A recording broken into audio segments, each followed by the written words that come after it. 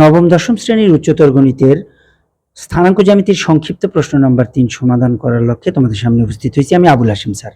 তো চলো সংক্ষিপ্ত প্রশ্ন নাম্বার 3 সমাধান করি।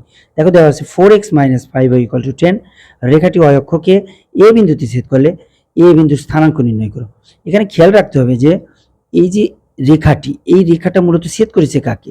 y অক্ষকে ছেদ করছে। আমরা যদি কোনো রেখা y অক্ষকে ছেদ করতে দেখি, ধরো এই রেখাটা y অক্ষকে ছেদ করছে, তাহলে y অক্ষকে যখন যেখানে ছেদ করব সেখানে কিন্তু ভুজ শূন্য। y অক্ষকে ছেদ করলে এখানে কিন্তু x এর কোনো মান নাই, আমরা ডাইনেও জানি বামেও জানি। তার মানে y অক্ষকে ছেদকারী রেখার এখানে যে বিন্দুটা আমরা পাবো সেই বিন্দুর ভুজ হলো শূন্য। অর্থাৎ এই যে a বিন্দুর ভুজ কিন্তু শূন্য। তাহলে আমরা লিখতে পারি x = 0। তাহলে x = যেহেতু 0, তাহলে আমরা এই সমীকরণে x এর মান শূন্য বসাই। 4x - 5y = 10। তাহলে x যেহেতু 0, 4 × 0 - 5y = 10। এখান থেকে আমরা পাবো 0 - 5y = 10।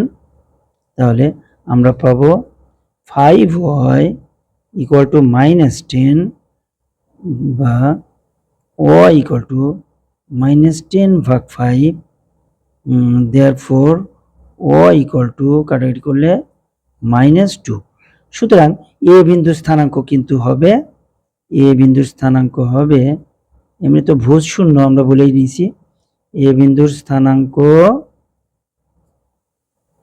হবে 0, -2। This is the required answer. Thank you everybody to stay with me. Please follow my Facebook page and subscribe my YouTube channel. Assalamu alaikum warahmatullah.